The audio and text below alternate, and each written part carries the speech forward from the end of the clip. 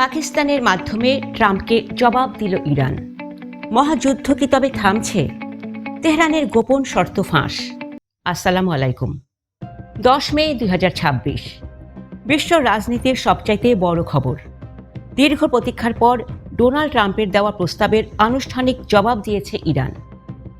Reuters এবং ইরানি সংবাদ সংস্থা IRNA নিশ্চিত করেছে যে তেহরান তাদের রেসপন্স পাকিস্তানি মধ্যস্থতাকারীদের কাছে হস্তান্তর করেছে। যেখানে সীমান্তে গোলাগুলি চলছিল, সেখানে এই কূটনৈতিক চিঠি কি শান্তির বার্তা আনবে? পাকিস্তান কেন এই মুহূর্তে বিশ্বের সবচাইতে গুরুত্বপূর্ণ খেলোয়াড় হয়ে উঠল? আজ আমরা দেখব ইরানের সেই গোপন রেসপন্স এবং ট্রাম্পের গ্রেট প্রোগ্রেস দাবির পেছনের আসল সত্য। রয়টার্সের রিপোর্ট অনুযায়ী 9 এবং 10 মের রুদ্ধশ্বাস উত্তেজনার পর ইরান অবশেষে পাকিস্তানের মাধ্যমে তাদের অবস্থান পরিষ্কার করেছে। ইসলামাবাদে নিযুক্ত ইরানি রাষ্ট্রদূত এবং পাকিস্তানের পররাষ্ট্র মন্ত্রণালয় এই প্রক্রিয়ায় সরাসরি জড়িত। ইরান স্পষ্ট করেছে যে তারা একটি ফেয়ার অ্যান্ড কম্প্রিহেন্সিভ বা ন্যায়সঙ্গত এবং ব্যাপক ভিত্তিক চুক্তি চায়। তবে এই জবাবে ইরান ঠিক কী শর্ত দিয়েছে তা এখনও পুরোপুরি প্রকাশ না করলেও সূত্র বলছে ইরান প্রথমেই সব নিষেধাজ্ঞা প্রত্যাহার এবং হরমুজ প্রণালী থেকে মার্কিন অবরোধ সরানোর দাবি জানিয়েছে।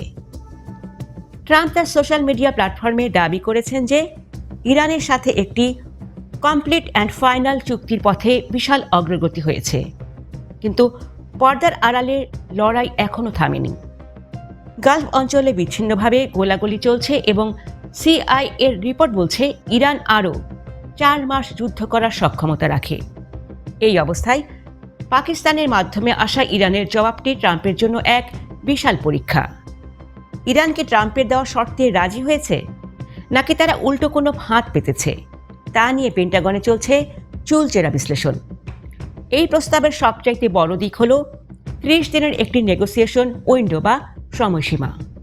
যদি ট্রাম্প ইরানের এই রেসপন্স গ্রহণ করেন, তবে পরবর্তী 30 দিন হবে বিশ্বের জন্য সবচাইতে গুরুত্বপূর্ণ সময়। এর মধ্যেই ঠিক হবে হরমুজ প্রণালী কি তেলের জন্য উন্মুক্ত হবে, নাকি বিশ্ব অর্থনীতি ধসে পড়বে। পাকিস্তানের পররাষ্ট্রমন্ত্রী জানিয়েছেন তারা দুই পক্ষকেই নমনীয় হওয়ার অনুরোধ করছেন। এখন সবার নজর হোয়াইট হাউসের দিকে।